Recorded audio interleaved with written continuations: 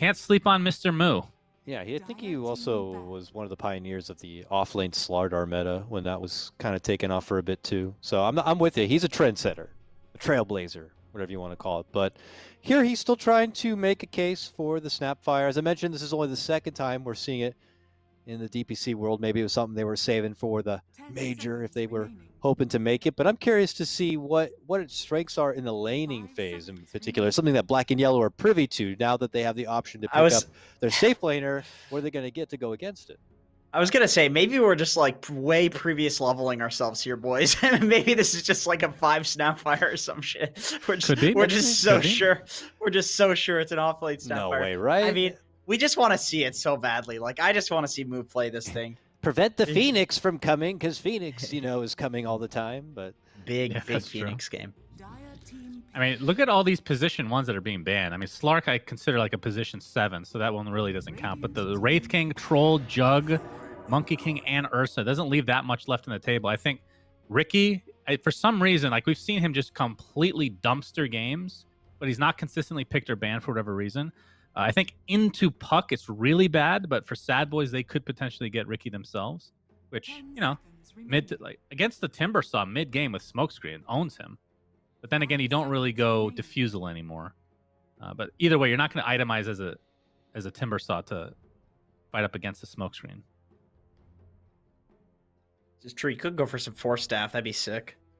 Dude, this is just the same draft. Okay, after this point, Black and Yellow have to pick something else because Wraith King and Troll are literally banned. So we can't run it back. But so far, that's what they've done. I think this is the exact pick order too. Yeah, except for going to end up being a mid. Timber. This might be a mid Void Spirit as well. Possibly. We don't know. What carries do we have left right now? I mean, Lycan's pretty solid. Sven Inspector. Please do not utter those names. I mean, Fear has a history of choosing heroes out of the meta. Gyrocopter last game. Sven is one of his favorite heroes of all time, gentlemen. Yeah, I would say for these two teams, it's not super on brand to go meta as we see this pick here. But yeah, you do have your Medusas and your Alks and your Morphs still out there if they want to go on meta for the cores. But the Ogre is an interesting one. Now, unfortunately, we didn't have the time to air that sweet content piece, and we'll probably push it to our next broadcast date. But a funny little anecdote from that I'll spoil was that Ogre is something that is having great success everywhere else, and in particular Europe, and NA has found no success with, or very little success with. And when asked by some of the players, they're like, yeah, I don't know what the deal with Ogre is, to be honest with you. I can't say I'm surprised. In my pubs, I experienced a position 5 Ogre Magi with the Orb of Venom that literally never right-clicked an enemy the entire game. So it just, I don't know where that comes from, gentlemen. I think obviously very apt here. At NA, like, we're too high IQ to play this hero. Like, we're all just intellectuals out here. The hero's like too easy. Yes, that's absolutely true. We get bored, running in feed. So they get OD for Ryoya likely. So he gets the hero he wants. You have amazing potential with the Aether Remnant. Okay, so this game has just ended at the draft level again, it seems. Come on, this is probably the most on-brand Peter thing, right? He's looking to run this back to show that this was the pick and is the pick still now, even going against an incredibly similar lineup. They feel like it wasn't that, and maybe he'll prove us wrong. Now you have a steroid in the Ogre to give you that little bit of extra juice. Maybe Snapfire also is her own steroid to help out. But I mean, you have banned every position 1 basically in the game right now, so there's not that much left. But you're right, Medusa definitely. It's not particularly great Medusa game for Black and Yellow, but they do need something. Jug is still out there. Oh no, he was banned. That was a good ban, and typically something that's very good against the Gyrocopter. Yeah. So you need something else. You need something else. I think a fighting guy like Jug would be good though, because like OD, Timber, like Void Spirit 5, like these are fairly greedy. So I think you're right with like the Jug thought process. I was thinking Lycan, but they have the Flat Cannon to clear the summons, which is a bit of a pain in the ass. But otherwise, it'd be a really great Lycan game. Ricky, still a pick, but that's also a little bit greedy. I mean, I don't know. Maybe I'm overstating this, but Coil Weaver just feels impossible to play. Yeah, Weaver's decent. Weaver's not bad. And good with the Void Spirit. I feel like you out carry Gyro even at this in this meta with Weaver. Sadly, I think you're correct. Have you seen Weaver Shard in an actual game? It's pretty. I thought it sounded good. okay. It's pretty like it's a very late game Shard, but it's really really good. When you do get to the late game, it makes him like an AoE carry. That's the nice thing. It's like it actually He makes him becomes Gyrocopter. What Gyrocopter's supposed to be. Right? Yeah, essentially. Okay, yeah, okay. This has got to be like a Weaver pick. I feel like it was already so good. It just punishes the beast like super hard. They banned Viper though, which is quite intriguing, right? Is Weaver really scared of Viper? This is true. So what is they This is doing? true. Alk's still out there. Is it an Alk game? Can you make an Alk work in a game against Gyro Snap and Beastmaster? Wait, Beastmaster? So it's not a Moose Snapfire. Okay, it is And Medusa comes out at the They end. do go for the Dusa. Okay. Oh, wow. Okay. Kind of got onto that one a bit late, but it is going to be a 4-position Snapfire. Snaking picks it up, guys. All right. Well, now with the picks out there, try to give me a prediction. I'm just going to give the same great analysis that worked last time. I see Gyrocopter. I pick the other team. So black and yellow, game 2. You know, I'm going to trust the voice of Gaben and say that this is going to be a 2-1 for black and yellow. So I think Sadboys is going to win this game because of the voices. And that is my panel. And I'm going to go ahead and go to a quick break, though. When we come back, we'll hear what the casters have to say. It's, of course, Lyrical and GoDz. Take it away. Hello and welcome back, friends. We're here for another game number 2, as the Medusa comes out, the last pick. Our lovely, insightful, and ever so knowledgeable panel gave us some deep reasons for why they believe what's going to happen is going to happen. GoDz, how you feeling about the game? Do you like the switch up there, picking Beastmaster last? It's looked pretty good so far. I like it. Yep. I'm going to ignore the voices in my head because I was, listening to some Taylor Swift during the break, and I don't think she knows much about Dota. I'm going to stick to, I like what Black and Yellow have done going back for this OD Void Spirit, but I think Sadboys may be a bit more equipped to deal with it. The Beastmaster pick gives them some much needed, like, fast push. Last game they had, like, some ability to take towers with the edge. It just didn't feel enough. So I'm going to go Sadboys game 2. Okay, I'm curious to see if it works out for him. I think that, yeah, the push that you get from the Beastmaster is definitely nice. The Roar does feel like it's going to be much less impactful, though, when you've got that OD that's nearby, just for a quick save from Aurelia. And, well, they spot out a Mr. Jubei. He's going to have a lot of damage laid out to him. And who's getting first blood? D&M takes it for himself. What is that? Oh, that's a cool Immortal on Gyrocopter, the little missile. I was like, that did not look at all like a homing missile. Hey, I remember seeing it last game thinking, what the hell's going on?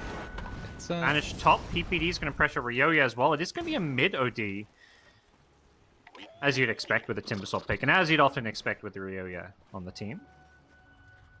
just such a classic combo for him, yeah. And it's going to be interesting to watch how this one plays out. Obviously, Puck, you're not really able to phase shift the damage if you get astraled yourself.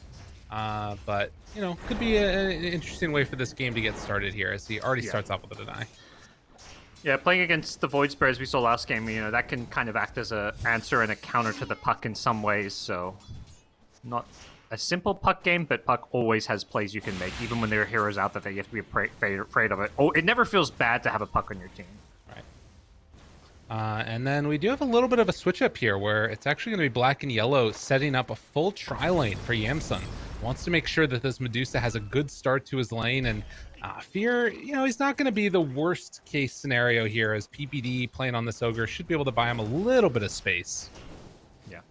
Taking a page from the EG book, I feel like this is very much influenced from them watching the other games where they see EG running these aggro tri-lanes with Arteezy playing a hard carry Medusa Alchemist.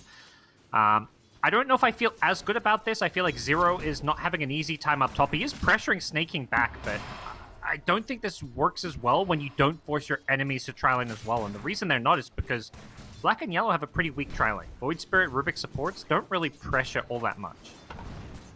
Maybe when they hit level 2 eventually, but Sadboys are going to hit that before they do. So that's going to be something to watch for. Of course, the plus side of Zero is that he's playing against two somewhat short-range heroes that are both strength as well, so he can get a lot of value out of that Whirling Death. But needs to get that level 3 first. Yeah, this lane should get quite a bit easier at that point. We may even see Snaking go bottom then. I think he's gotten enough XP out of this lane that he may not need to stick around. But he might also be worried that Zero's going to start pulling this Beastmaster if he leaves, because there is a level advantage for Zero up top. True. And also... And Zero's super confident. He gets an Orb of Venom. He's feeling like he's going to have this lane swing his way anytime, sometime soon.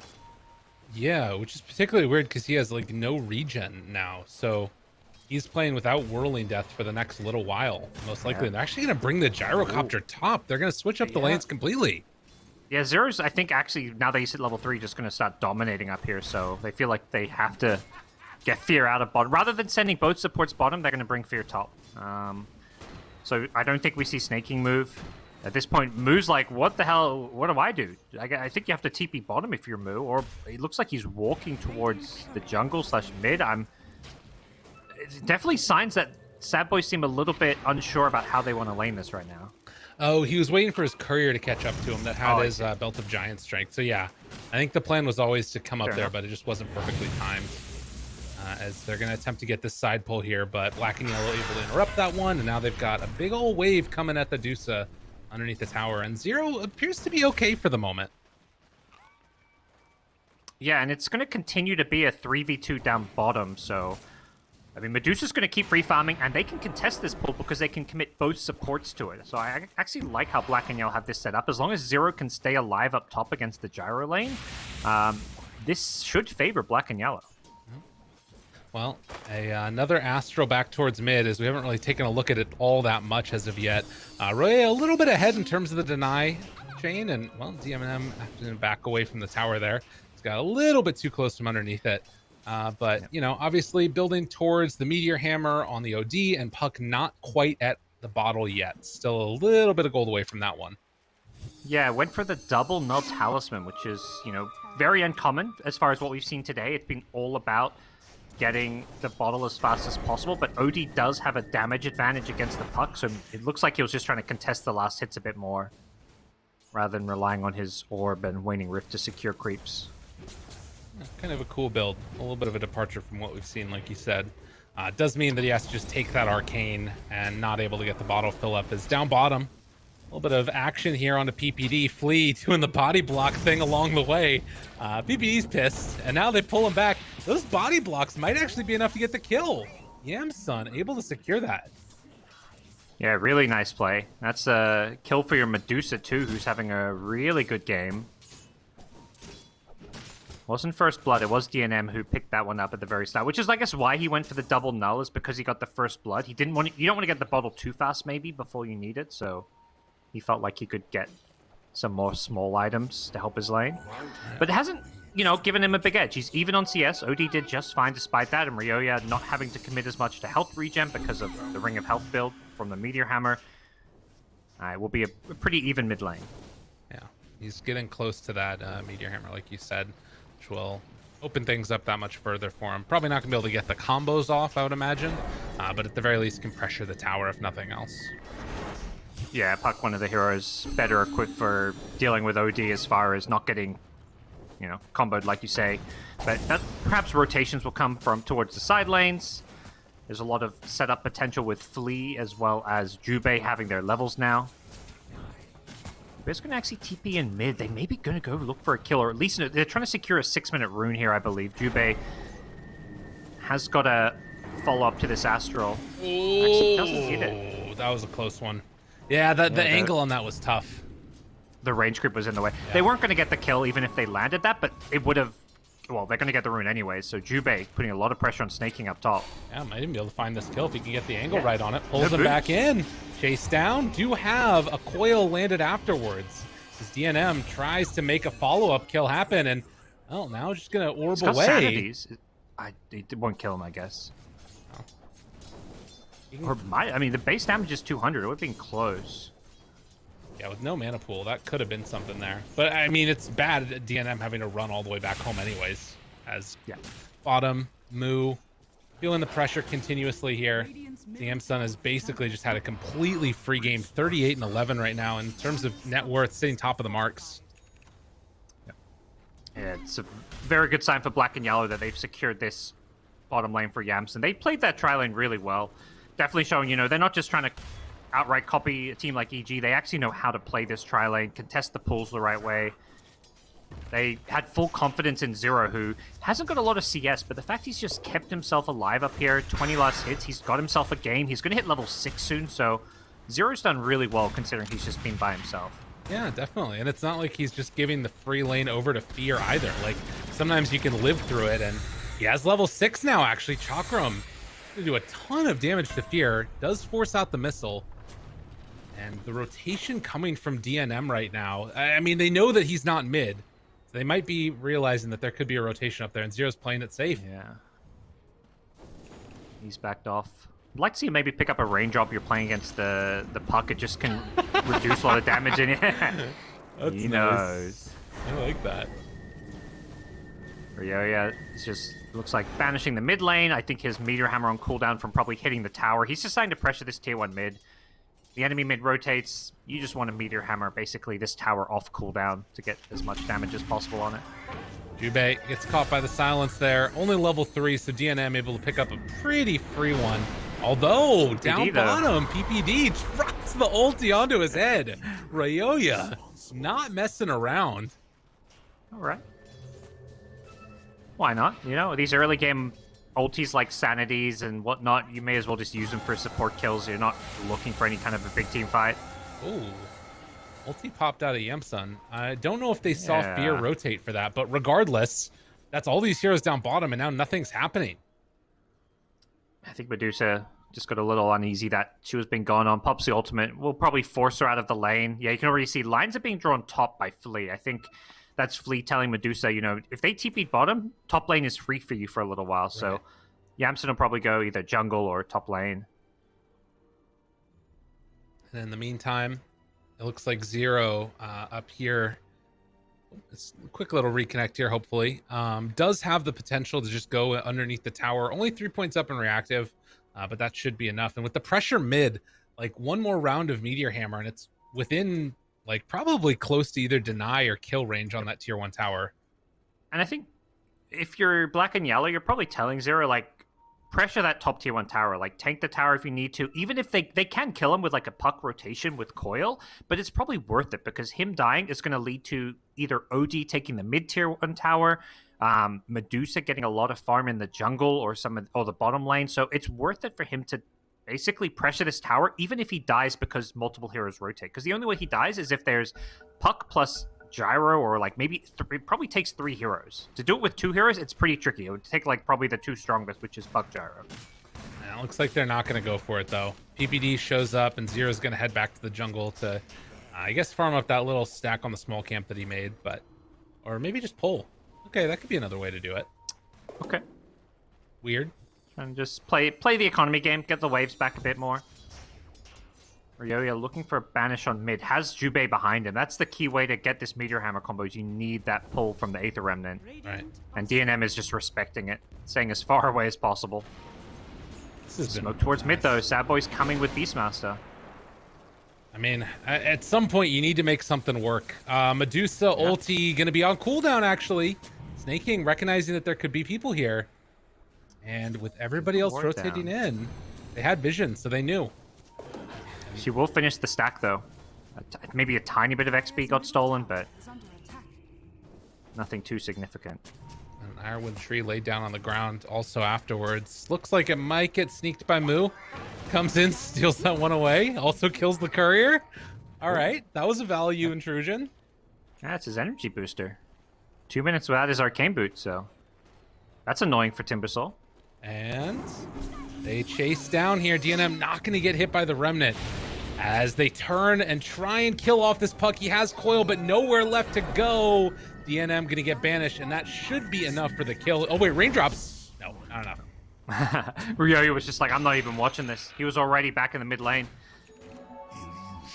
And losing that Ironwood tree against the Timber, that one hurts. Or with the Timber, rather.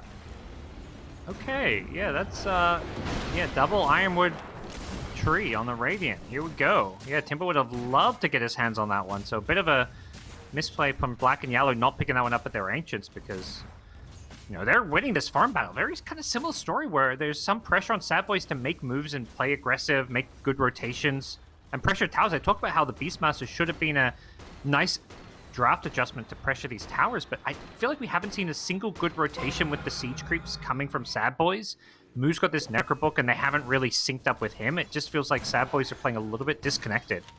I mean, it's like it just hasn't looked like they've been able to do anything on Radiant at all. The last, what's this been now? Almost 5 minutes. They've been 1 kill, which was taking down the Void Spirit, and then another one before that, which is also a Jubei kill. And then before that, it was also a Jubei kill. So he's died 3 times, but you're perfectly fine with that as position 5 Void Spirit. Like, Yep. this game has gone all black and yellow so far.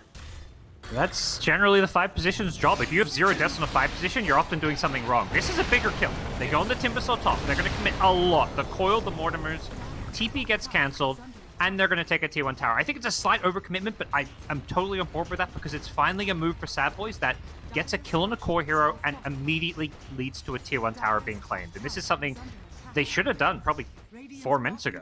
Right. Yeah, seeing a little bit slower pace of the game so far from Sadboys than I think we would have liked, but the counterplay going on right now, black and yellow pressuring bottom tier 1 as well. This one's still standing, and they do have a glyph available if Sadboys want to come back and try and defend against this, but it looks like their sights are set on taking over this jungle. Yeah. I think that's better for Sadboys. Like, they could defend this, but it's not worth it because as soon as they TP bottom, they give Medusa free farm in the top and mid lane, so it's better they focus their efforts around playing top and taking this mid-tier 1 tower. I think if they don't find any kills up top, they might actually try and make another go on 0. They should try and rotate towards mid.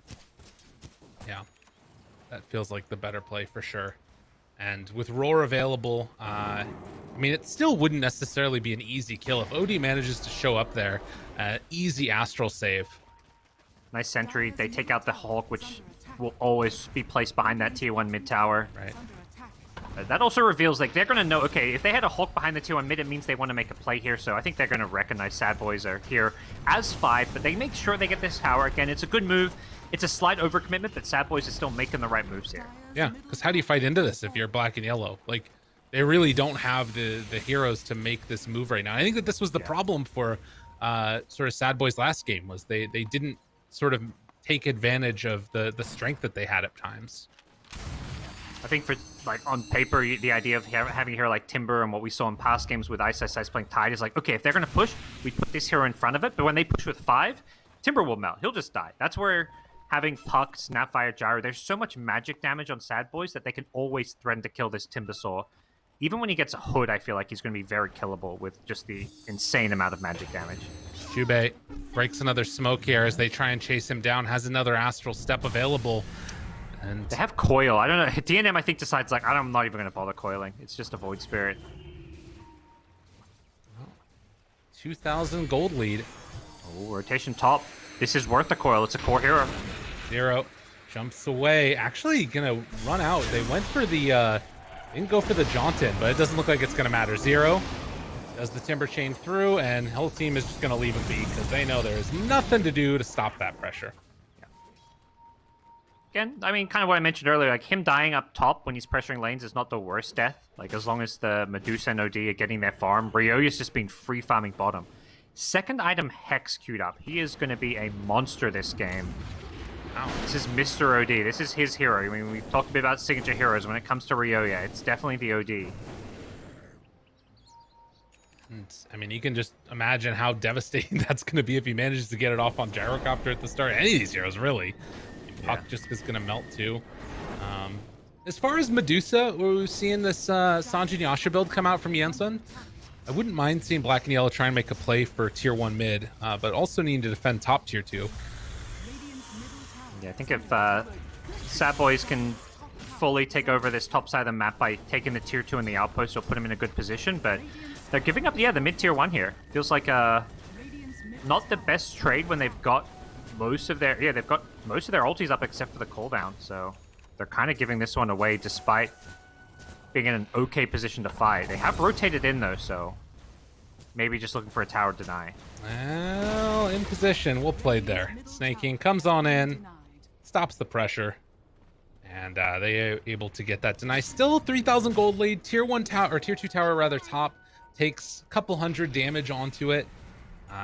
Brought down fairly low. But it still doesn't feel like there's been that big sort of defining play yet. A little lead for black and yellow, but not anything to write home about. Zero runs into DNM yet again. They're hunting with Moo, looking for the Timber chain to the other side and able to get out of there. Zero fine and dandy. You know, definitely, question marks around Timber as a first 2 pick, but Zero is showing he is an experienced Timber player. And that's generally one of the criteria to picking Timber early, is having a really good Timber player on your team. Right. EPD himself, when he was on the cast, was saying, like, yeah, he doesn't think Timber is a first 2 pick hero. He does not rate it that highly, but black and yellow had success game 1, and the hero's looking solid here in game 2. Totally. Be a little bit of a blind spot there for the Sad Boys captain. Very peculiar item pickup from DNM. Goes for the Aether Lens first. Huh. In cast range. Yeah. I just don't. I feel like I've never seen this build. Not sure if it's good or bad. We're gonna maybe see how it works. He has very long cast range on the Waning Rift and Coil theoretically. That was good. Now up close, not gonna get hit by Mortimer's kisses. Yeah, they're fine, and in fact can maybe steal that one. They take down Snake King. Missile is going to land, but now Jubei on the hunt, pulls back Fear. Flea is there on top of him as well now as throw down that call down. DNM gets turned on now. And they do any extra damage here. Yansun shows up, needs to go for a couple more punches, but they don't have any angles on it. So that's just going to have to suffice with a kill onto the Snapfire. A bit of a disconnected play from Sadboys going for that kill the way they did. It wasn't so much that going for the kill was a bad idea, it was just the execution was a little off. And Ryo's just been left completely alone in this bottom lane. He's got such good vision around him that he knows that he can do this safely because of that ward behind the tower. And in fact, it looks like he's looking for a solo kill on PPD here. Well, likewise, you can see the Radiant Vision, but in the woods, taking down Moo. They went on Zero, and that did not happen. They weren't able to get the kill. Wow. Zero is just surviving through everything. The thing that's crazy about that, right, is that they also have that vision on Radiant. They see that movement. They go for a kill on the other side of the map. They don't get it. Yeah. Like, just nothing is working right now for Sad Boys at all. Yeah, it seems like they are unsure about what move they want to make. The Gyro as a hero has not... It feels like this hero just needs too much farm, and it doesn't carry the same way... I feel like in NA, we're in a Battle Fury meta. You need to pick these carries that farm with Battle Fury, or farm with Maelstrom, or you're Medusa, who has Split Shot, which is essentially, a Battle Fury. You're hitting multiple units at once. Gyrocopter can farm a lot, but even when you get the farm, the hero just doesn't seem to carry games, from what I've seen. No, and maybe this is going to change this time, but you can see all the pressure that's going in. They saw that movement over. Jubei spots out everybody, Dissimulate, tries to juke out, and, well, they are able to get away on this Void Spirit yet again. What solid performance from Black and Yellow. They're completely reading the room here. Yeah, they have got the Necro 3, which will give them a bit better map control because they can just spam it and de-ward. Jubei might just die at this top lane. We'll see what happens here. As he Gets the courier on his way out, so work. Nice. Bottom. Battle of Bruin. In a little piggy form, Moo gets dropped, and now Coil gonna be off the mark. They stole Roar, and now turning this back onto the pucks, also stealing Coil, which is gonna leash up this Gyrocopter. Now Yemsun trying to back away. They still have Astral to keep her alive for the moment, and with the Sanity's Eclipse coming out, it turns it back on a PPD. Oh, Yemsun's in trouble though. No, the Yule Scepter! The Yule! Oh, Zero saving his carry's life. Black and Yellow streaming forward. They take down 4. Are Sad Boys going to get 2-0'd by Black and Yellow? It's starting to look that way. Medusa surviving there is huge. She is just continuing to accelerate and out-farm the field other than the Gyrocopter. Then you've got an OD. This OD is carrying the hell out of this game too. Oh my God. That was just such good play. I gotta say, Zero has been so impressive this game. It's a 2-2-1 Timbersaw. He's died twice. He hasn't been involved in many kills, but right now he is the MVP of this game with just his positioning and how he plays and creates space for his teammates, and also just saving his Medusa there with the Yules. Yeah, that was so clutch. And all the sort of conglomeration of these skills getting thrown together and like the itemization. It was really funny because Raya was just like sort of AFK hitting necro books while that whole fight was going on, but it ended up working. Had the hex and then the smackdown of everybody else. Flea gets out of there, keeps the coil in hand still. Did have to commit a smoke to kind of run away from vision, but not the end of the world. I think Black and Yellow are happy to play this farm game. They finally took that tier 2 bottom tower, so they're fighting top though. Now looking for it. Can they get him? Snaking down low, snaking in the grave. And now a Yule Scepter lift up onto Moo. They got him caught, hexed up, going to be brought down soon, it looks like, as the coil was even used. They thought that was the wrong one. What? All right, communicate. They got baffled by the illusion, I guess? Communicate. Yeah. Zero knew what was I think up. the illusion rune confused them, and I think because Ryoya had hexed the real one, and then suddenly, yeah, not sure what happened, but all's well that ends well. They kill Snaking. They're going to get this tier 1 top tower, it looks like. They haven't got the best building damage, but see Sadboys just let this one go, it looks like. You know, again, like, we talked about what this could potentially mean for Black and Yellow, you know, putting them into a situation where it's a tiebreaker situation between them and A-Team. But hypothetically, if Sadboys lose this series, their next 2 games are Quincy Crew and Zoomers, they could be in a playoff for getting relegated as well. That is true. Yeah, if they lose all their series, they're 2 and 5. 2 and 5. Is the same record as Black and Yellow and A-Team. So it could be a 3-way tiebreaker to avoid relegation. And those teams playing Sadboys are looking for wins, you know.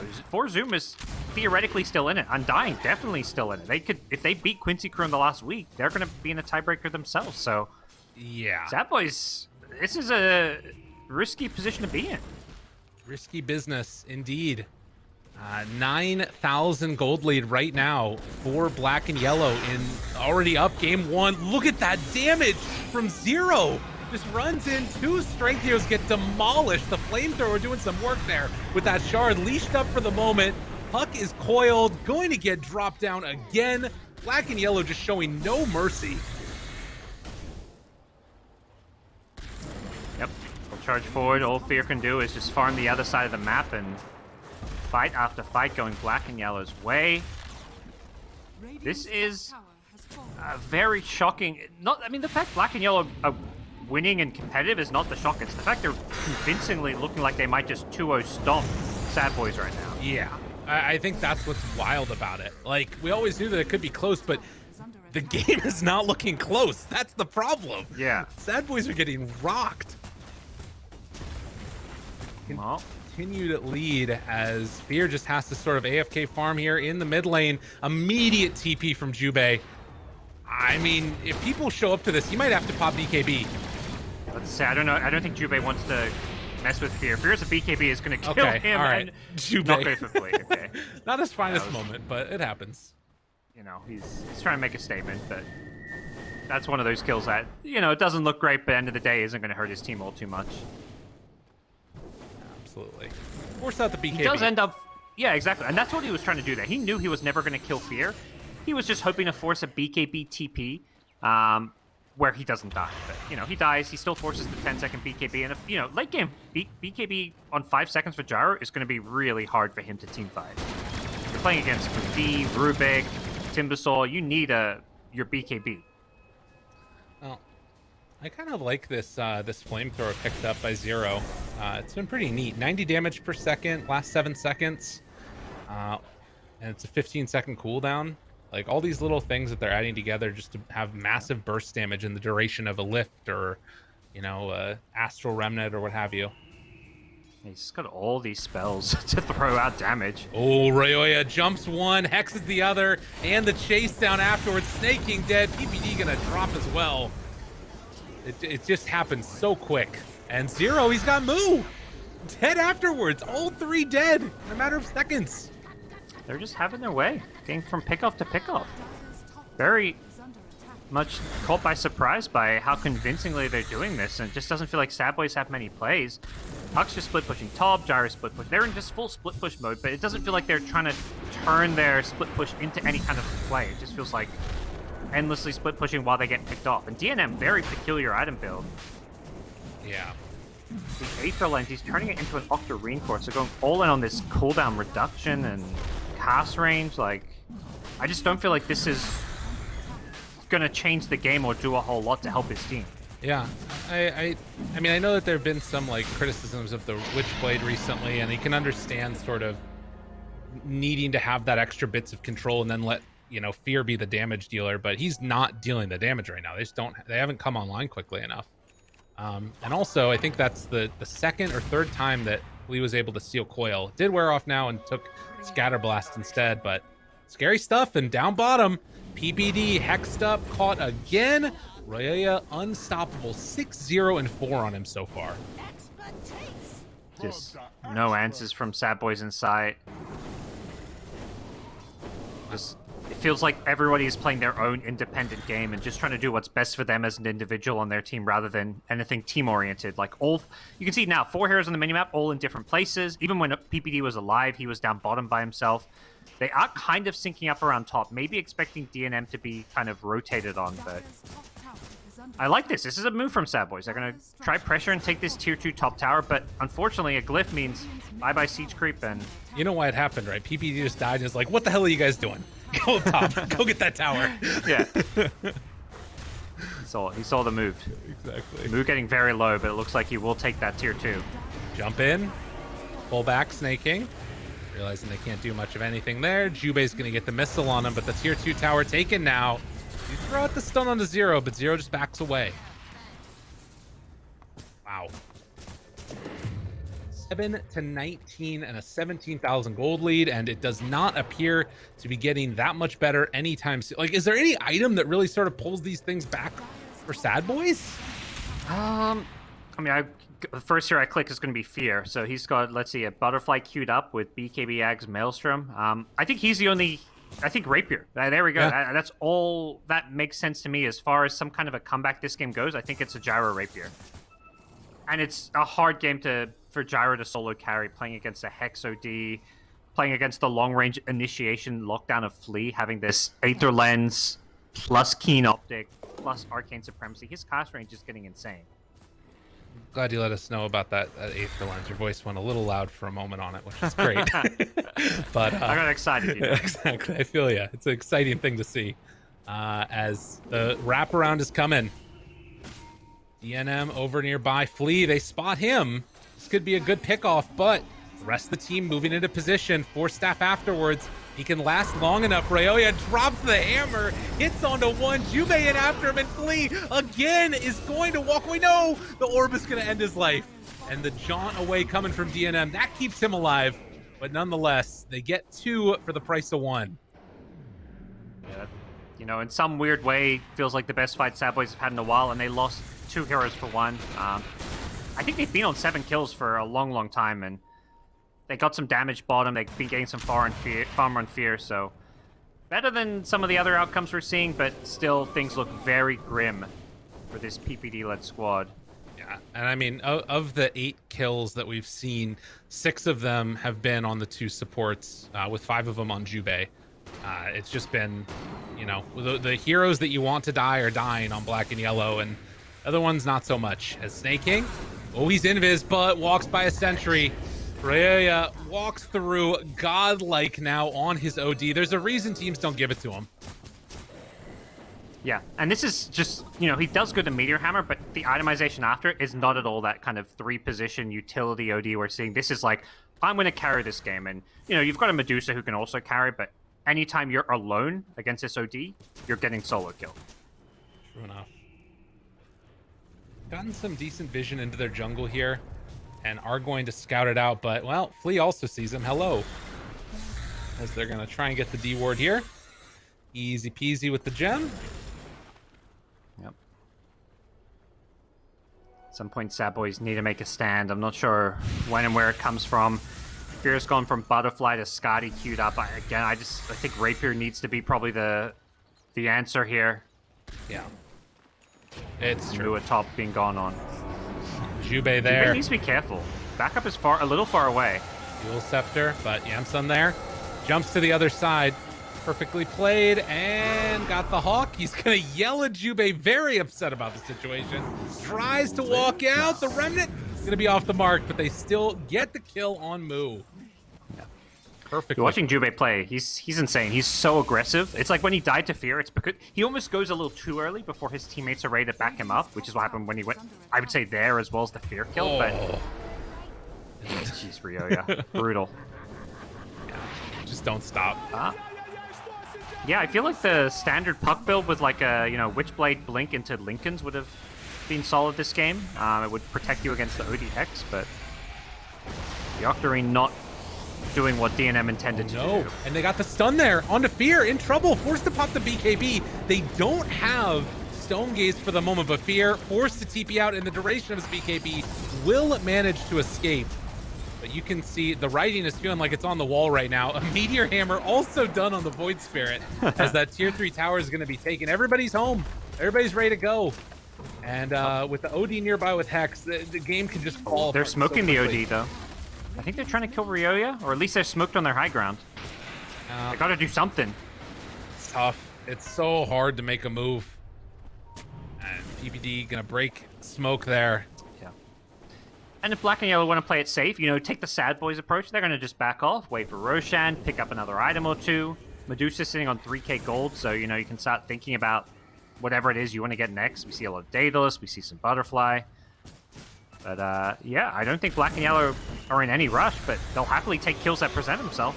And there is one that presents itself. They pull back in Moo in a lot of trouble, getting the flamethrower burned down.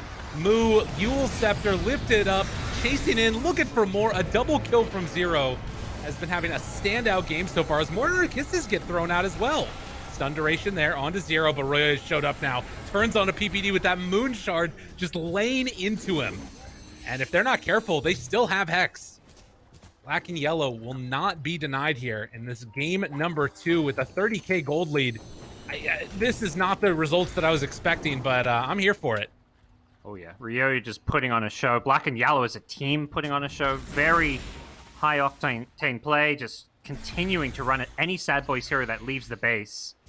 And the Sadboys are just, they're stuck at home. Gyro did commit to the double ulti orb, so he's going Scotty. I just don't think this item's going to do enough. Oh, Jubei went in, gonna get caught. Yule Scepter back up, but the drop down comes again. Roya pops his BKB. Zero trying to back away. A 2-person coil, 3-person coil actually. Stun duration there on the EM Stun. Doesn't have ulti, but they're starting to tear into Fear. Forced to pop his BKB, but the right clicks come through. Ryoya triple killing for the kill, and GG is going to be called as Black and Yellow find a place for themselves. They claw back from the jaws of defeat of the entire season, and now we're tied up with freaking A-Team. Unbelievable. Crazy, yeah. I know. We're just sitting here like when they lost to A-Team, it was just like that could be the end of Black and Yellow in the upper division. They could be out. They have to play one of the teams who we thought would be favored against them, was favored against them, but Black and Yellow are going to force a tiebreaker against at least A-Team, and Sadboys, they're going to be worried. They need to win another game, or they could be in that tiebreaker too.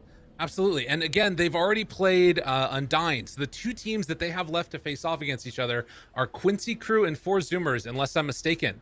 That's right. And that's one of those moments where, we've seen what can happen here. Those teams are arguably better than Black and Yellow. Something's got to change for Sadboys. This is concerning.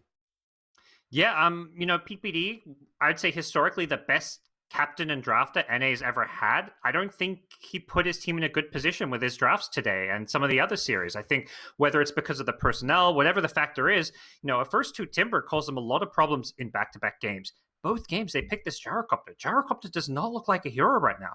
I'm not seeing why they're picking Gyro when you see these other games where Alk, Dusa, Juggernaut, Troll, all these heroes just look like way better picks right now, and they're sticking with this Gyrocopter. They're sticking with it. We'll see if it ends up changing in our next series with them in a couple of days. But for now, at the very least, Black and Yellow can breathe a little bit easier. They're able to starve off our potential relegation. Not that it's completely in the rearview mirror, but this also sets us up where A-Team now have to be able to make sure they get that win against 5-Man Midas. Lots of stuff still to talk about in the NADPC, but we're going to leave it to the experts, the people on the panel. That's what they are indeed. As we head to a quick break, we'll come back in just a few. Well, well, well, and with that, our day is over, and it is Black and Yellow who pull out the win, and a 2-0 win at that, taking down Sadboys. The day just keeps getting crazier and better. Suns fan, look at this. I don't even know what to say. Black and Yellow, it wasn't even like close. It was just they took these games, they came to play, and they got it done. That was a monumental shellacking, gentlemen. Black and Yellow. I mean, they came out of the laning stage a little bit ahead, like 1.5K, 2K net worth, which is decent, but it's not like you can't come back from that. But the things that I really like were Jubei's support Void Spirit. He is extremely hard to catch, and then even if you catch him, you don't feel good about it because you're just chasing him all over the freaking map. Ryoya, we see why OD is generally banned against him. He literally outfarmed his Medusa. That is freaking crazy. And then Zero, second pick Timbersaw, he did fine. And the hero that you picked against him to quote unquote counter, Gyrocopter, again, just not a hero still in Dota 2.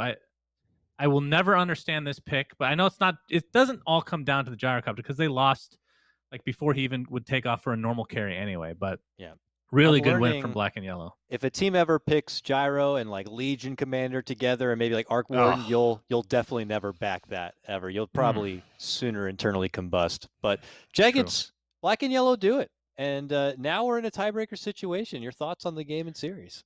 My thoughts are that I think that a monumental shellacking is putting it lightly, but I don't want to call it a mega shellacking because we have reserved that for some of the S tier shellacking because we've reserved that for some of the most destructive matches that we've seen. So I would like to propose that this was a giga shellacking because I believe with the picks, with these very strange but clearly very interesting and fantastic picks, it was hard for them to just stomp on the laning phase. Like they had to do a lot of, skillful things. And then outside of that, of course, they dumpster. But I feel like, if they drafted to like own the lanes a little bit harder, I think we'd easily put this at an S tier shellacking or a Gabe and Zanis shellacking. It could have been either. All right, great stuff, guys. So we are actually blessed to be able to have our winners interview here. It's other than Jubei doing a service, of course, to his fans by stepping in. Jubei, thank you so much for joining. And of course, congratulations, a huge win. We haven't been able to speak to your team in quite a while. And obviously, I'm sure it was a tough loss when you guys took on the A team to be in this position. But here today, you guys take it to the Sadboys. You force tiebreakers. I imagine that has got to be feeling pretty good. Did you guys come expecting that? Where it seemed like you came to play? I mean, I thought like we could win. I don't know. I wasn't super confident we would win myself. Like I knew it was possible, but I don't know. I'm gonna bet $5 you're playing Dota right now. Are you playing a Dota game right now? Who, me? No. Oh, okay. I'm just bad at. I'm just bad at speaking. No, I'm hearing the mouse click. That's all. It was the mouse clicks. I do have a serious question, though, because we've been hearing rumors about the leadership and captain change-up on your team. We saw you drafting a bit. Okay, I think I tapped into something here. Tell me, what's going on with the leadership on your team? Who's taking charge right now? Who's drafting, or are you guys just switching it up every week? Zero is officially 100% in charge again. Why is that so funny? Did it not work out? How did that last happen? week? I never wanted to be captain or anything like to begin with, but things were going so bad. I thought like I can't be worse than what was happening. And then after we lost the A team, I said I wanted to do it. And then we played versus who did we play after A team? It was Quincy, right? Yeah. And Zero forgot I was supposed to be captain, and then he's like took the thing or whatever, and we've been flaming him like for weeks or whatever, telling him like he's not doing a good job on captain, and he did a really good job versus Quincy. So I told him he should just do it again, and now he's the captain again. Yeah, I mean, you guys had that. It's best. It's so confusing to watch. Jubei's drafting, right? Oh no, it's Zero actually. I officially don't draft that game. Okay. All right, I have a double question. I'm not going to call it a mulligan. A mulligan is only used if you really think your first question sucked. But I just have a double question. It's gonna be a mulligan for you. Okay, well, Jubei, what do you think of Gyrocopter as a hero right now? Were you surprised they picked it twice in a row? I mean, not really surprised. I mean, like we talked about the possibility of them picking Gyro. I mean, we're getting rid of like everything that counters Timber. There's like not very many options. they're kind of getting forced into it, I think. But I mean, I don't know. I feel like their just plan or whatever to deal with Timber is just not good enough. They're Right. Okay. spending too much time focusing on the Timber and doing too little to him in the process. Like he has all their attention and Right. like they're not actually killing him. Okay. And we kind of talked about how you're going to be ending up in some sort of tie breaks, whether that includes Sadboys as well as remains to be seen. But at the very least, it'll be you and A team fighting it out. And you guys obviously lost to them first time around. What did you learn from that experience? I mean, I learned I was bad. I don't know. Okay. Fair enough. All right. Very important question here coming up, Jube. 2 questions actually in the form of one question. What is your S tier soda and your S tier pizza place? I probably like Pizza Hut the most for pizza, and soda. It was Sprite for years, but recently I've taken to the Mountain Dew. Hell yeah! Though I try to avoid caffeine, so I don't actually drink Mountain Dew very often, but it's definitely my preference. Have you tried the watermelon Mountain Dew? That's a new one. Oh, I have not. No. It's legit, dude. Give it a shot. don't listen to his taste buds died a long time ago. Don't ever take advice from Jenkins. Along with your hairline. All right. My hair. What? Apologies, Jubei, for all that right there. But I'll leave you with this. Congratulations, of course, on your big win. It's rare to be able to get you on the mic. So did you have any quick shout outs for your fans and followers who will probably hit you up on the stream later? No, I have like the worst fans. I don't want to talk to you. All right, good shit. Well, I'm sure they'll still clam around you where possible. So thank you so much, Jubei, and we'll catch you later, my man. Thank you. Okay, bye. Thank you. Bye. That's good stuff. shit. That was a good one. You know, I'm glad I enjoyed it. whenever he hosts me on stream, his fans just come in and like shit all over me. Like I just wonder, like why is his audience so festered and visceral? They just have this love-hate relationship, I guess. Like they just all hate each other. Oh, what a character! What a character. Well, good stuff for them. Let's quickly get a recap on the standings here where possible, production, because there's a little bit to discuss now that things have really been shaken up today, right? Most would kind of look at today's schedule and be like, yeah, it's NA, so EG got the easy win and Sadboys are probably going to do it. Well, I got news for you. A mix-up indeed as Quincy Crew pull out a pretty significant win here. They're at the top of the pack. Their road to playoffs at the major is not set in stone yet, though, for Quincy, because they still have challenges ahead of them. They're going to have to play, I believe, Sadboys and play Undying, another really tough task there. But to with the results of this recent series now and Sadboys dropping to Black and Yellow, this guarantees there's at least a tiebreaker between A-Team and Black and Yellow to remain in the upper division. And then if Sadboys continue to lose out and they lose against Undying and they lose against Four Zoomers, they will also be in that tiebreaker 3-way on who can get relegated to the lower division and who is going to be able to stay. Quite a crazy set of circumstances, right? And then depending on how that Quincy Crew Undying series goes, let's say Quincy Crew drop the game or drop the series to Undying, suddenly we have a tie to go to playoffs, and we could have a crazy 3-way tie situation there. Oh boy, crazy stuff. Yeah, a lot of crazy possibilities for the Sadboys instance. I mean, like you said, 2 more series to come. They're not favored to win either of those series. I would say Undying, I think, are the based on this performance, the heavy favorite. If they pick Gyrocopter, you might as well just not show up. And then the second series versus Four Zoomers. Four Zoomers has looked, a little shaky at times, but I still think, regardless of this last series, that they're favored against Sadboys as well. So it's a very real possibility, gentlemen. To be honest, with PPD's tweet, I feel like Sadboys is just going to lose the rest of their series. I mean, it seems like there's some internal issues. I mean, if you're tweeting that you're trash, it's not feeling too good for your team to be like, oh, that my captain and drafter is not feeling too hot about our team. So I really feel like there's got to be some crazy like locker room motivational speech that happens with that team, or I don't see them dealing with the psychological momentum that's already swinging like way out of their favor. And I feel like Zoomers has the opposite, where like they started off they started off really tough for them at the start of the season, and then it's gotten better and they've looked better. as well. So it's tough for Sad Boys, man. It's really It is. tough. The odds are stacked against them. I would hope that they could take it and do that swing, that rallying cry that you're talking about, Jenkins. I mean, we just saw Black and Yellow able to do it, right? They lost their series against A-Team. That was expected for them to win, and now look where they are. They were able to claw their way back into at least another opportunity to take it to A-Team and remain in the upper division. Now it's going to be on Sad Boys to try to do the same. And they still got young, strong talent on that team in DNM. It would be amazing to still see them kind of soak up this experience and opportunity to grow and maybe see what they could do in season 2, if they decide to kind of keep trucking forward, that is. So with that said, why don't we take a quick peek at the schedule for this week so we could see what's still ahead of us here, as we're only at the halfway point of week number 5.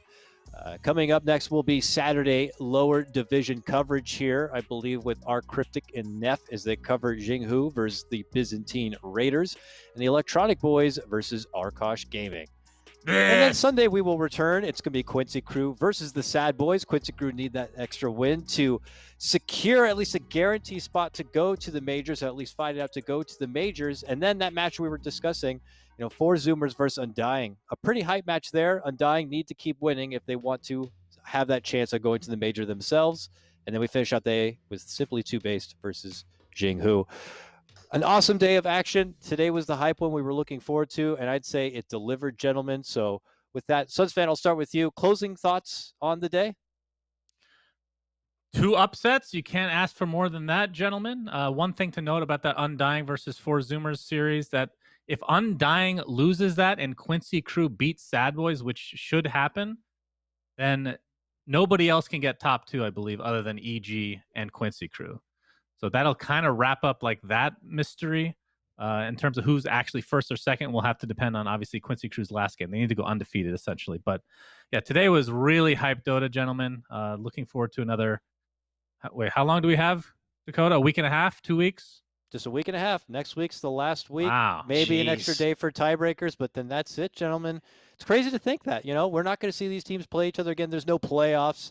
It's just we hope there's going to be a major and that we get to see our teams go and play against the best in the world. A major. A real major. How long has it been? It's been a while. I think the metas for these regions are more isolated than they have ever been, Yeah. So if you think about that, and this is a bit of a teaser on talking points we can make in the next week as major time gets closer, but now that we've seen this much time unfold, I want to hear the opinion from both of you. How do you think NA can stack up against those regions out there with their very lane-centric meta that we're bringing? Give me Quincy Crew OG. Quincy Crew slaps OG. They slap them. Okay. I don't know about that, but I think a lot of people outside the NA region will be, assuming Quincy Crew goes to the major officially, I think they'll be really surprised with how good Quincy Crew is. That's going to be, like, again, a lot of people outside of NA are not watching NA Dota at all, so they have no idea. They've probably never even heard of this team. Like, maybe they've heard a few of the players, but like, this team's legit, man. Super legit. You know how they're more legit than people are even calling them legit right now?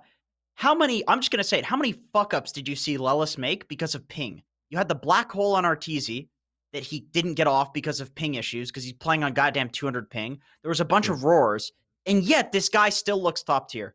You put this guy on a LAN, he is going to be a beast. He's going to be like Rock Lee and Naruto when he takes off the weights, to use that analogy for the 50,000th time.